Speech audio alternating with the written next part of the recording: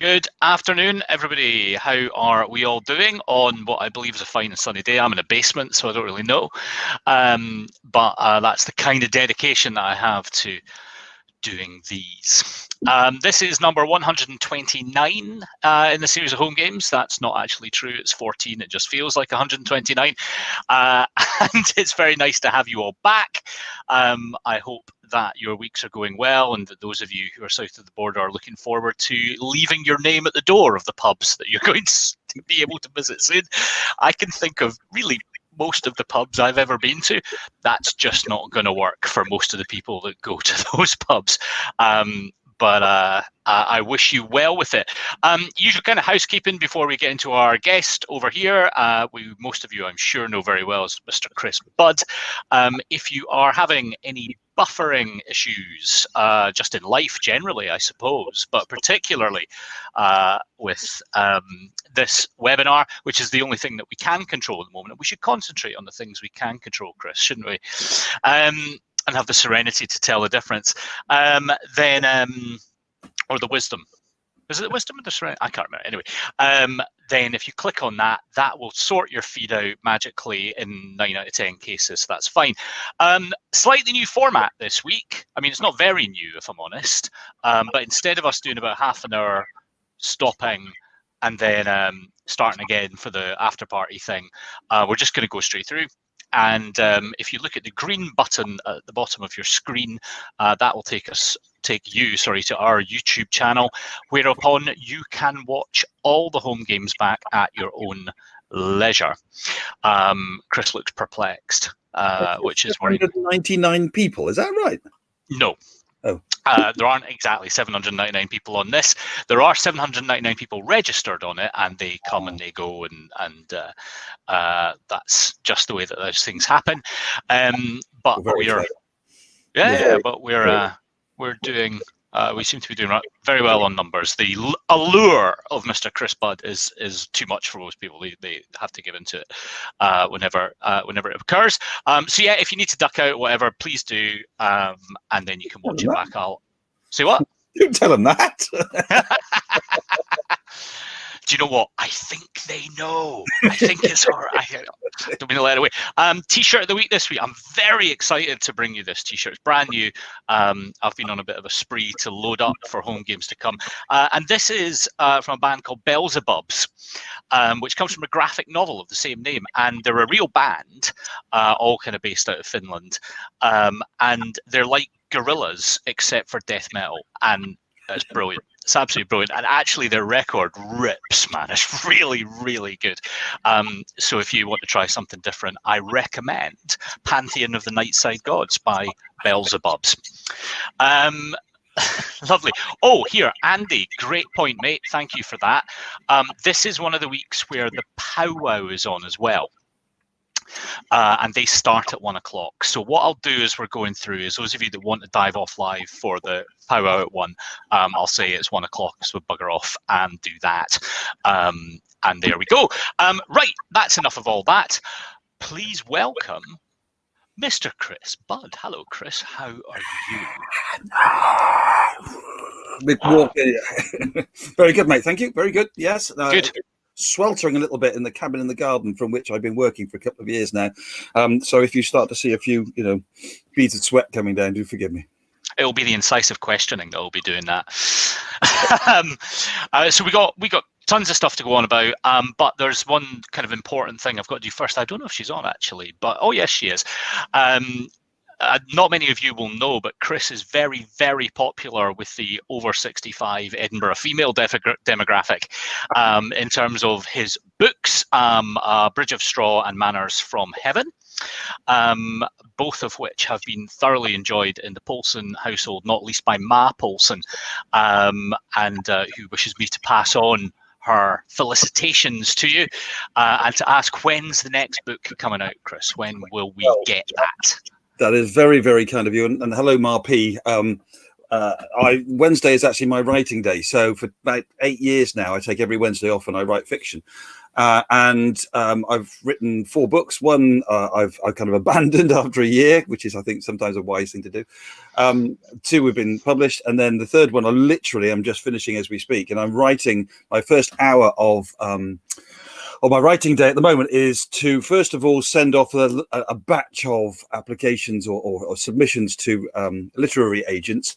And then the second thing I do is read all the rejection slips from the previous week.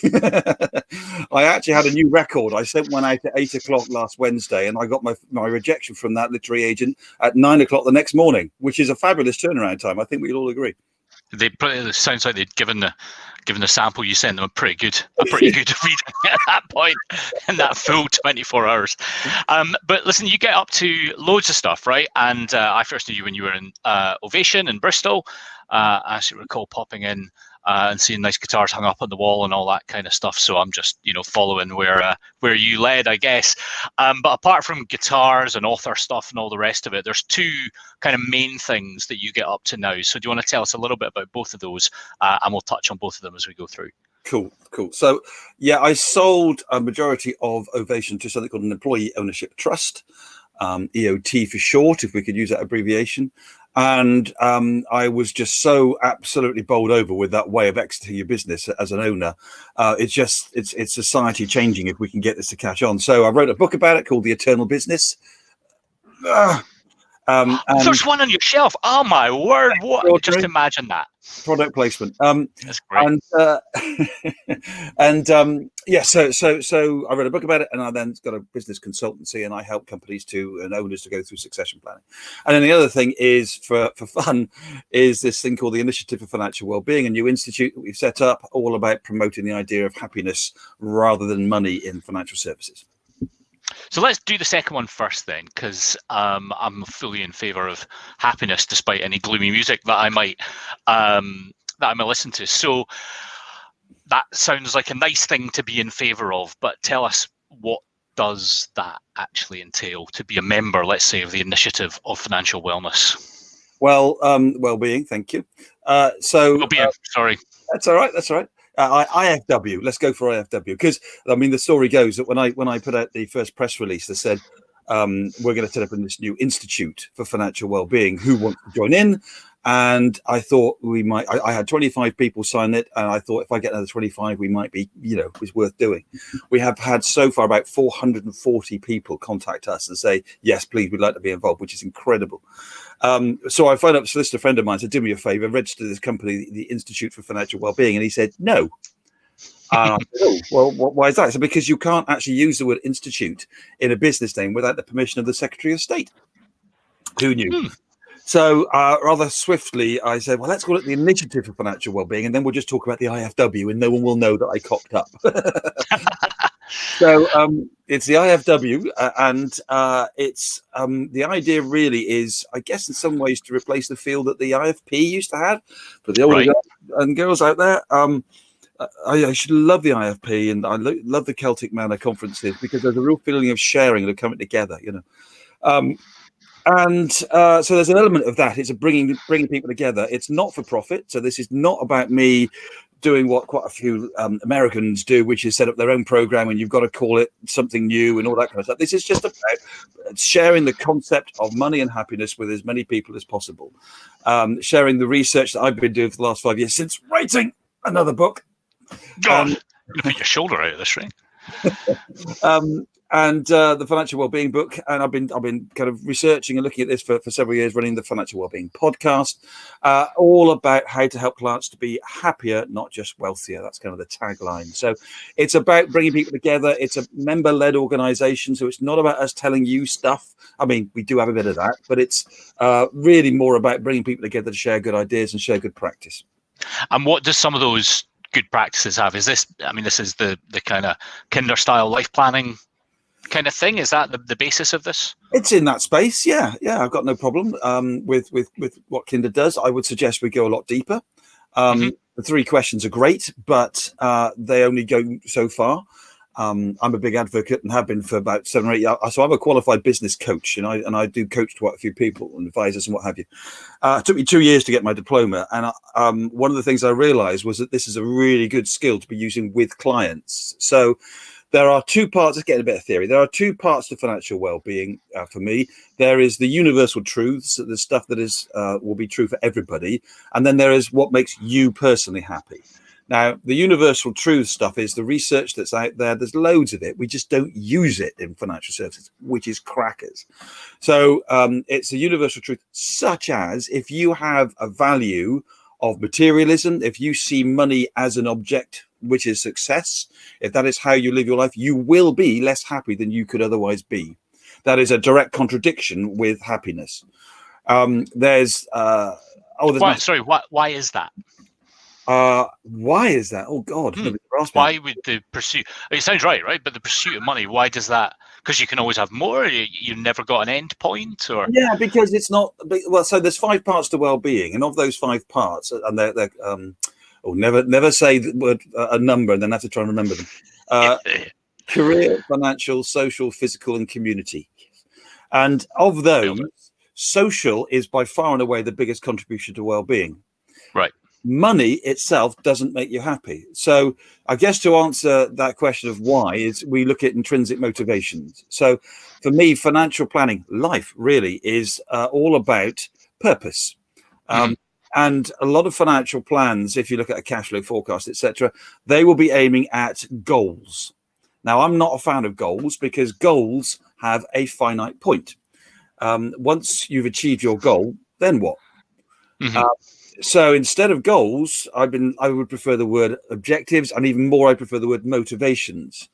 Purpose is a bit big as a word, I think.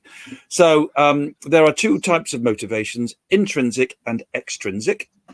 And extrinsic motivation is something that you do for other people. So it's something that you might do for approval or reward or etc. Financial gain. Whereas an intrinsic motivation doesn't have any point. You're just doing it because you want to.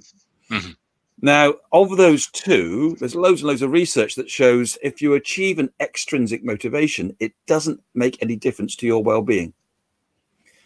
If you achieve an intrinsic motivation, it does increase your well-being. But, and here's the kicker, if you fail to achieve an intrinsic motivation, it will reduce your well-being. And as Neil Bage, the behavioral finance expert, will tell us, their studies show that loss aversion, we feel a loss 3.7 times more than we feel the equivalent gain. So that means if you achieve an intrinsic motivation, cracking, your well-being goes up. But if you fail to achieve it, your well-being goes down by 3.7 times more than it would have done. Right. So financial plans should therefore aim, I would suggest, for achievable intrinsic motivations. Which is very different, I suppose, to the what's your number kind of stuff that I remember learning about, that says, right, you've now got enough, you're done. Stick a fork in it, you're done. Yeah, well, it is around that. But the problem is that when people say, what's your number? They're just, how are they coming up with that number? That's where the coaching skills comes in. So a quick story. I was coaching a couple of guys and they wanted to sell their business for 6 million, 50% each. And they had this figure of 6 million. And so I just delved a little bit about where 6 million had come from. And one of them said he wanted to reinvest in other businesses, be a bit of an angel investor. And so he needed lots of money. Still didn't explain why 3 million he needed. The other guy said, it was in 5 years' time. And the other guy said that he wanted to move to Australia with his wife.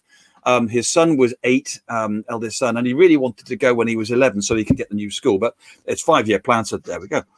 So, and I just kept prodding, and they just never gave me a sensible answer until eventually the private investor guy kind of shyly admitted that they wanted 3 million each because that's what one of their mates had got. And I pointed out to the other guy, well, actually, if it's possible to get 2 million each in 3 years' time, you can maybe go, and that's enough. Maybe then you could have your purpose achieved of going to Australia with the sun at the right time. You know? So that's why I say I've got no criticism whatsoever of things like Kinder. But for me, they just don't go deep enough because we need to find those achievable intrinsic motivations. Financial well-being is about using money to have a meaningful life. What does meaningful life mean? that takes some thinking about and some challenging preconceptions, permissions, all sorts of stuff going on there.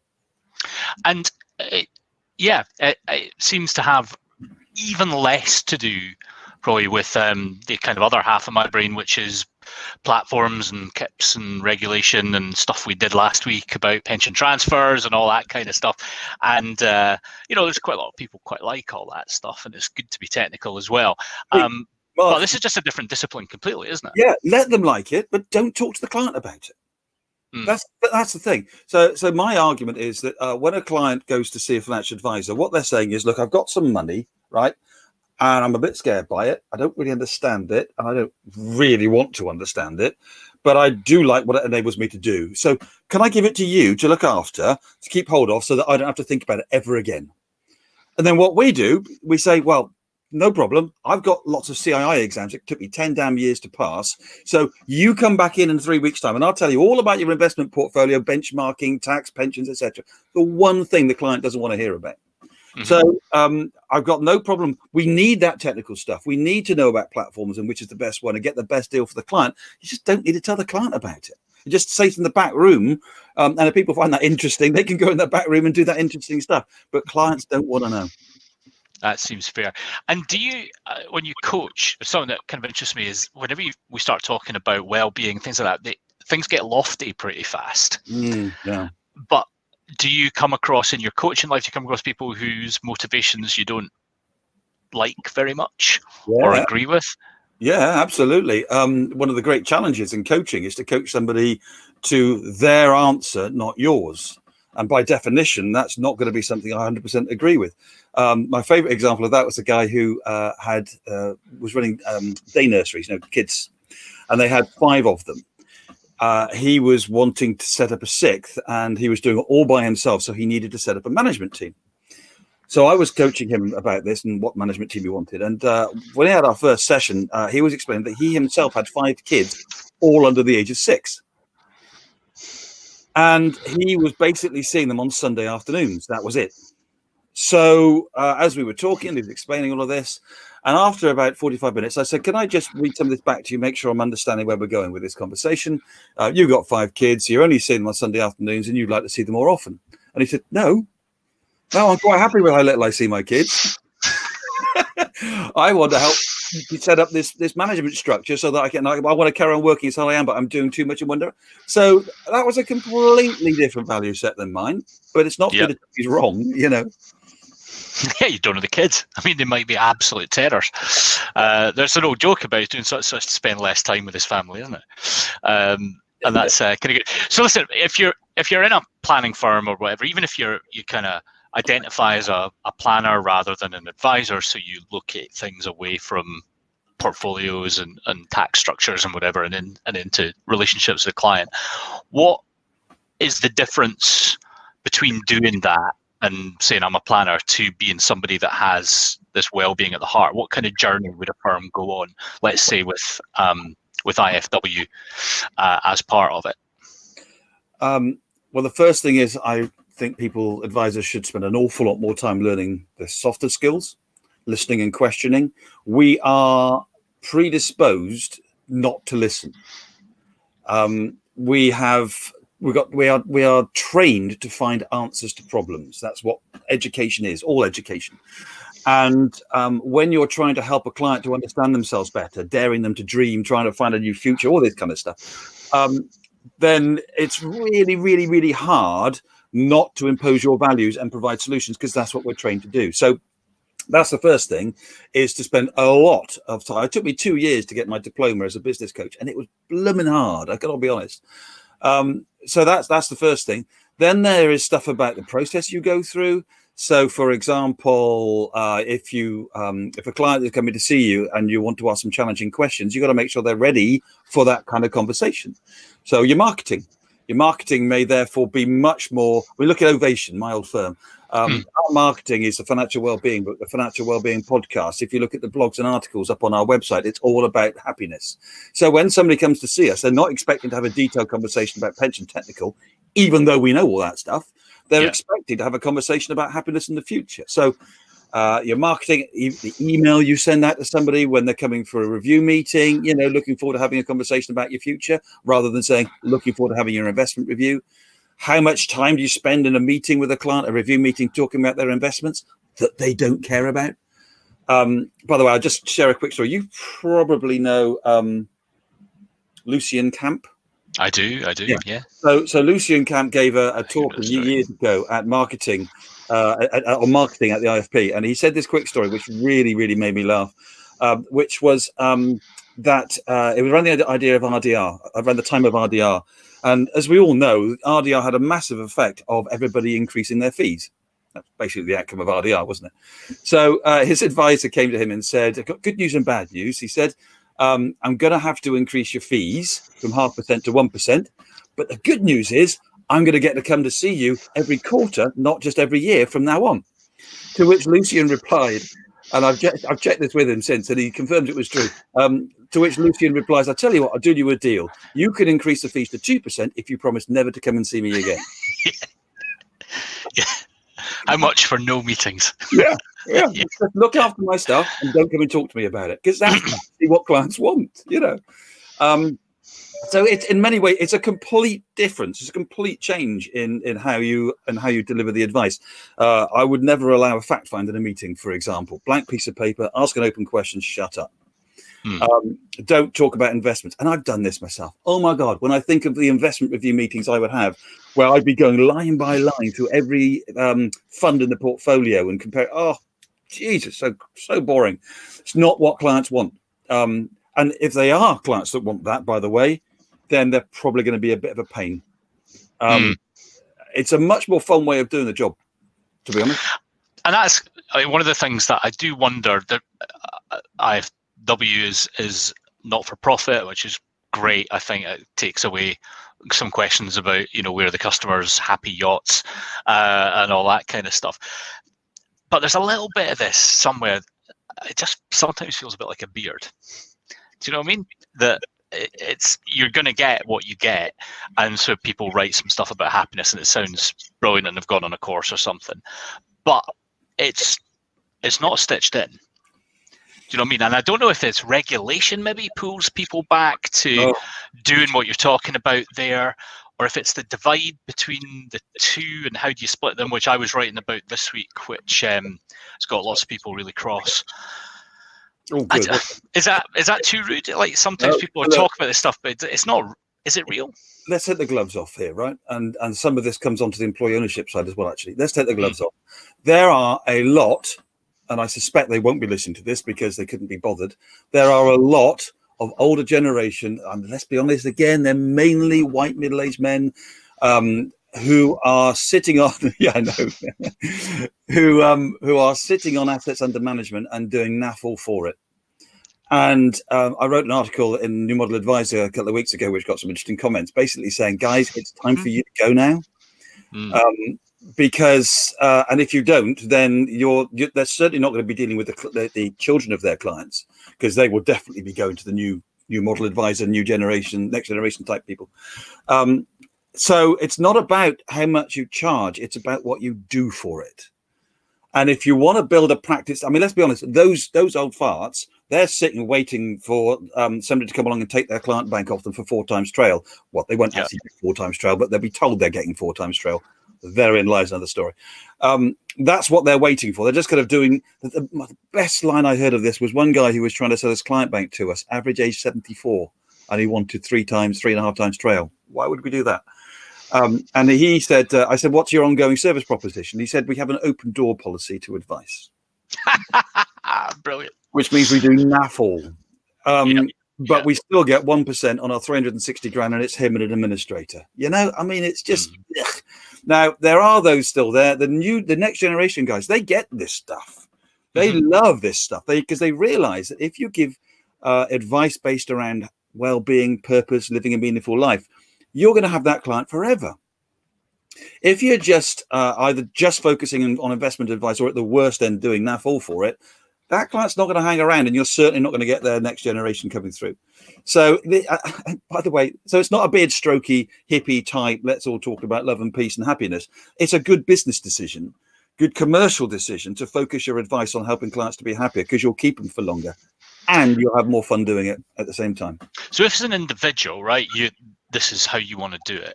What virtue is there in being authorized? Because none of what you're talking about there requires authorization. Yeah. Could you not be that guy or girl and work in concert with a firm of financial advisors who might be people who absolutely go crazy for relative portfolio weightings to alternatives or whatever it might be? Yes, absolutely. And there is a stream within the IFW for financial coaches. So the work that we're doing research. We're starting to turn that, we're looking at how to turn that research into practical changes to advice, which could be an app, it could be a question. We're looking at putting on courses. We're looking at putting on training sessions, but we're also got this stream for financial coaches, and they are non-regulated people. The two people who are leading on this are Simone Ganessen and Catherine Morgan. I'm sure many of your listeners know those two people, both brilliant in their own way, and they're part of it. So we are providing a home for financial coaches who are unregulated. My own view is that we are regulating the wrong people. We should be regulating the paraplanners, not the advisors, and the advisors shouldn't go anywhere near technical advice. I think we should separate those two completely, but that ain't going to happen any day soon. But so that's a very pointless view to hold, but not the only one I have. If you don't like my principles, I have others. I'm exactly right. Would this be a good time for me to put a certain link up? Do you think? Please. Thank you. So, tell everybody what I've just put up there. Thank you. So this is one of the things that the IFW is bringing is programs, and we're working on so much stuff at the moment. Obviously, COVID has made it a little slower to get stuff out there, but there's loads of stuff in the pipeline, and this is the sort of thing we're trying to do. And this is a series of a program of 3 individual webinars, about 75 minutes each, that Neil Bage and myself are running. I don't know if you know Neil Bage. Obviously, you would, Mark, I'm sure. I think he's absolutely brilliant, a kind of psychologist and behavioral finance. And it's all about teaching a bit of financial well-being, teaching a bit of coaching, but saying if you see certain behaviors in clients, like confirmation bias, particularly strong, what do you do? It's all very well saying we see these things, but what do you do when you see them? How do you then change your approach? So that's about 3.5 hours in total over 3 sessions. And we're trying to run them every month, and we're running the next 3 in July, and that's what that link is. Thank you for that. No problem. Now, Fee just said she couldn't see the link, so I've stuck it up again, Fee. And if for any reason there's something weird about why, if people can't see it in the chat, oh, you got it now. Okay, that's fine. I was going to say I can email it out later as well, but that's fine. Right, you were saying before that you'd written something in Citywire or whatever that got people a bit cross, but you wrote something else the other day that I thought was really interesting, which basically said, I've had it with quite a lot of you. Please don't come and talk to me. So this is about the eternal business stuff, the EOT stuff now, right? Yeah, well, it is about that mainly, yes. But it kind of links in with what we've been talking about.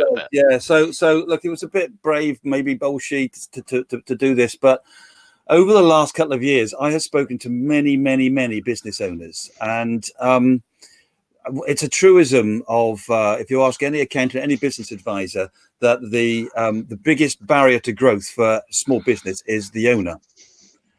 And in my case, and it was in mine. Now I look back on it, and I've spoken to some wonderful people, so I don't want to paint a too negative picture, because I've spoken to some really and worked with some people who really care about their business and their employees and want to do the right thing.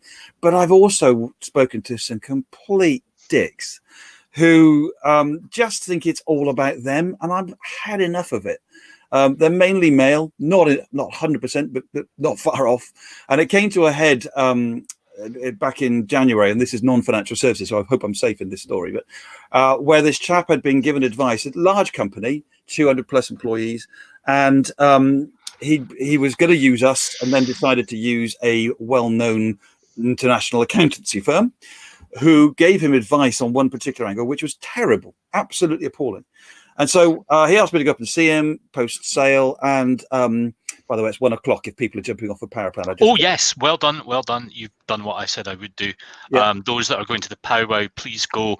But please come back to the YouTube link at the bottom there and watch the rest of this, because I know what's coming up and it's going to be really interesting. So do come back. Otherwise, we'll see you later. Thanks, Mark. So this guy, he asked us to go and see him about doing some consultancy work post sale, and I was just trying to gently say to him that maybe the advice about his trustees wasn't the best thing and could have actually have some seriously negative connotations for his business. And he shouted at me. He said, "I don't need you telling me what." And I just, whoa.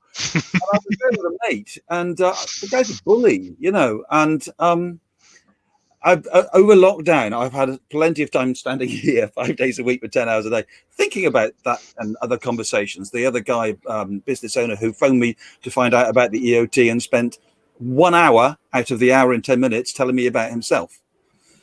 And I just had enough of it. I'm just bored of it now. And it's not doing me any good giving this free time away to these people. It's not doing them any good because they don't think they need it. So I just wrote that piece to say, if you care about your employees, if you want to see your business continue as a legacy, if you care about your clients and you want to work at it, I am your man. Give me a call. But if you just want to sell out to a consolidator, you don't really care about your employees and you think life's all about you, don't bother calling me. I don't want to know anymore. And so this to me is where the two bits fit together, don't they? Because I'm assuming that people kind of know what the EOT is, and we've been through it a couple of times. So maybe you should give us a quick primer. Yeah. There's so much misconception if people do know of it. So the shortcut to the EOT is John Lewis. Most people, I think, know someone who's worked for John Lewis at some point. And John Lewis is owned by a trust fund. And if they make profit, I think I was going to say when, but possibly this year, if they make profit, that is distributed to the employees. And the EOT is the same thing, an off-the-shelf version for the small business. It's only been out since 2014. And it's a way that you can exit your business. You get a fair value for the business. You get paid out of the future profit, which, by the way, is pretty much how all sales go because of warranties and what have you. And it continues as a legacy. Your employees continue with their jobs. The business carries on. And it's a brilliant, brilliant exit. There's a lot of misconceptions around it, mainly because of accountants who either don't understand it or who have a vested interest in not seeing it happen because they get a fee if they sell a trade sale, corporate finance. But you do get a fair price for your business. It's an independent market valuation. But, and here is the really big point, you get paid out the future profit, and you're getting paid from a business that you no longer control. So it might look like a downside, but you need to spend time getting the business ready to not need you. The line we use in the book is you need to be the least important person in your business. Otherwise you can't leave it. And that takes time. And we run an online program for companies to go through, which gives everything to do over about an 18-month to 2-year period. Now, that might sound like a negative. Actually, it's not. It's a positive, because the game that's played, we can talk if we've got time about the fish and chip deal, Mark, an article I wrote a couple of years ago about corporate finance. But there's a game played in the whole buying and selling of IFA businesses world where the valuation that you are given at the outset is not the amount of money you will end up getting. Mm-hmm. And whereas with this, the EOT, you control your exit. And that, for me, although it means it takes more time, it does make it a much more positive experience. Well, we do have time, so why don't you tell us that story again? It's a good story. Yeah. Okay. So I wrote an article a couple of years ago, Money Marketing, I think, called "Why Your Business Isn't Worth What You Think It's Worth." Went down like a cup of warm sick, I should imagine. And it was all about this thing called the fish and chip deal, which is a common term in corporate finance. The idea is that you send out a big valuation through the press, etc. You make it known that your business is worth, I don't know, 4 times your trail. And then you fish them in with that. And then you chip away at it through due diligence and what have you, until you end up with something, I don't know, 2.5 times. I don't know what a fair value is. Others would have better views than that than me, probably.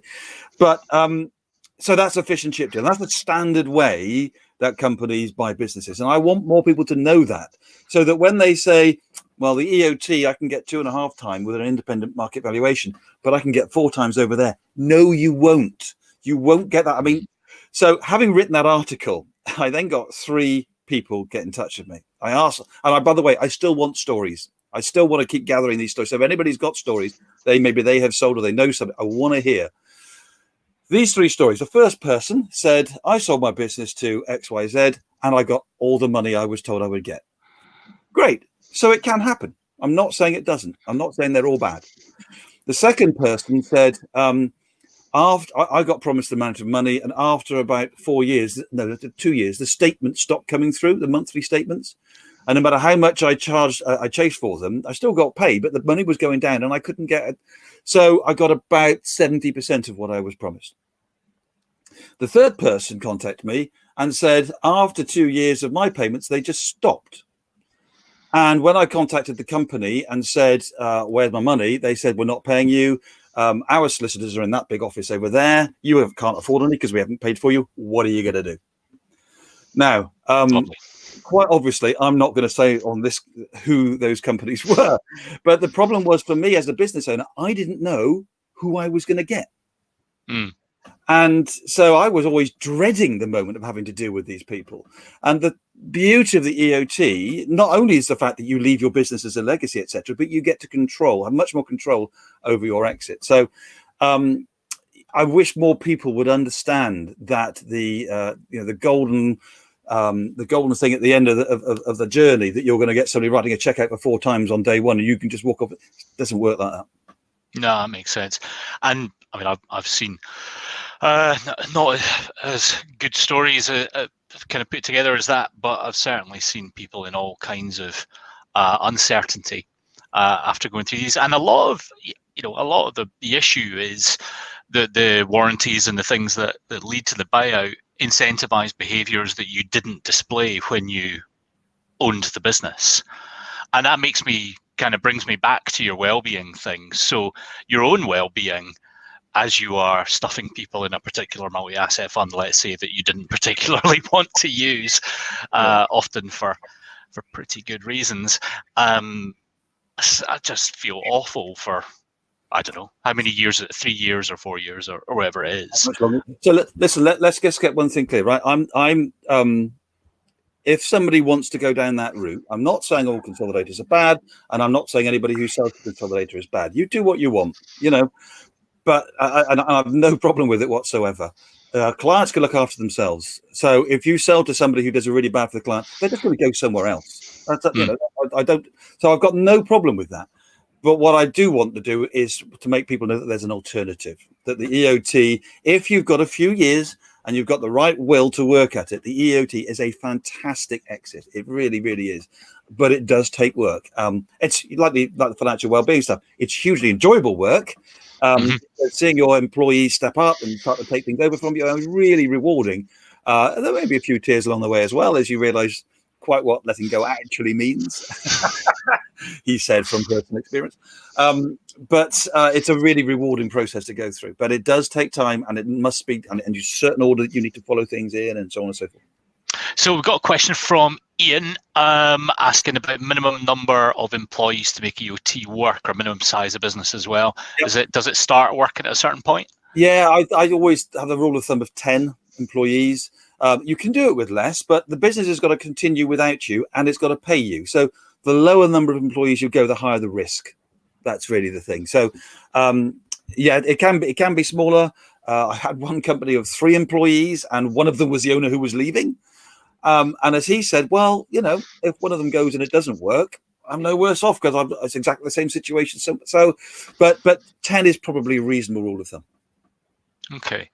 And have you seen any kind of, I don't know, any EOTs where the things have derailed? Because it sounds great, but I wonder, there's a lot of dependence on the staff being ready for kind of what comes with it. And I can only imagine, especially in, forget John Lewis, but a mid-sized business with a couple hundred people or whatever, you got radical differences in that workforce.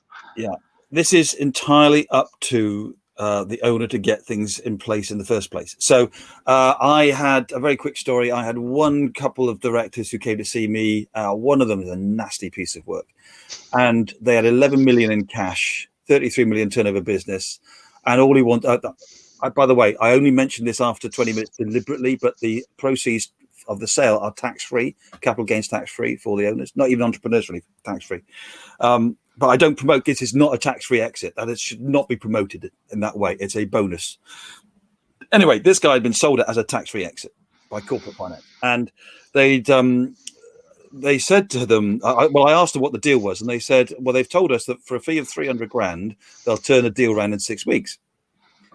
So I said, I'll tell you what, I'll make a counter proposal. I'll only charge you 150,000, and I'll turn the deal around in 2 years. And they went, but that's worse. And I said, well, it's not, because if you do it in 6 weeks, your business won't be here. You might get the cash out, but it won't carry on, because you can't just say to your 75 engineers, or whatever they were, this is your business. Now, good luck, we're off. You know, you've got to prepare for it. So does it derail? That company is really struggling, it's fair to say. They went with the corporate finance, although they knocked them down 150 grand fee, which is slightly annoying. But you can prepare for this stuff. It won't stop problems from happening, of course not. But you can certainly prepare the infrastructure. I know 3 firms where once a year, all employees get together in a room and agree each other's salaries. I wrote a paper on sharing salary information with everybody, and these 3 don't only share it; they actually set each other's salaries. Now that's taken 10 years to get to that point of level of trust between each other and a process to go through. But that is, for me, that is where it can go if you get it all right and you take the time. That's kind of radical stuff. I can imagine what the Port Authority in Leith would be if we went to try to do that cold. That'd be pretty good fun. That would then become about who's the hardest Lancat, who would just be beating up the other ones. I think that's where we would end up. Listen, we're at the end of our time. It was so much that we've covered. I don't know how to sum it up, but maybe you might have a shot at summing up how these things stitch together and about well-being and purpose. Yeah, so let's say if anybody wants to get involved with the IFW, if you just Google Initiative for Financial Wellbeing, is the easiest thing. On the main page is join. It's £10 a month plus VAT. We've got a conference coming up in September, regional meetings. We've got so many things going on.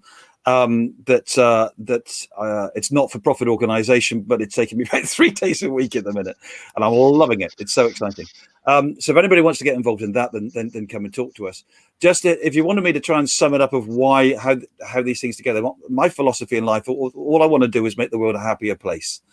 And if we get people who are giving financial advice, let's say we get 500 members, right? We've got 170 at the moment. Let's say we get up to 500. Those are financial advisors who themselves will be advising, 100 people, maybe 150 people each. And they will be, if my decimal point maths is right, 50,000 people. Is that right, Mark? Sounds about right. Yeah. 500 times 100, yeah.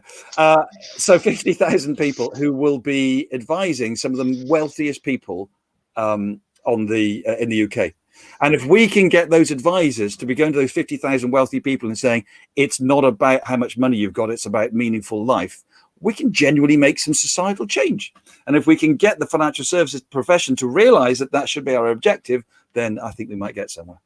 Sounds really good to me. Okay, listen, we'll call it there. Thank you so much, Chris. That was brilliant. And it was right. We filled 45 minutes, no problem at all. We could keep going. But we have to stop there. Thank you all for being on. Next week is Lisa Johnston from VWM Wealth in Glasgow, and they're a really, really interesting business. First of all, working in a multi-generational way with families, which I think will speak to a lot of what we've done today. And also back on the techie side, there's a bit of that in there, work in a completely different way in terms of running their own custody and having different kinds of solutions. So I'm going to talk about how that works, and they're not a huge firm, but doing really, really interesting stuff. That's all from us. My final thing, as you all go, is first of all, the sessions are available on YouTube. Second of all, every week, without fail, we will tout for the Samaritans, who are our house charity. If you enjoy what we do with part of this, it's done for no other reason than for fun and loving doing it. If you feel moved to take a couple of quid out your pocket and shove it at the Samaritans, then we would consider that very, very much worth the effort. I will leave you to the rest of your days. Don't do anything silly. Leave your name at the door and your phone number, otherwise you can't get served a pint. Thanks very much. blank cat out.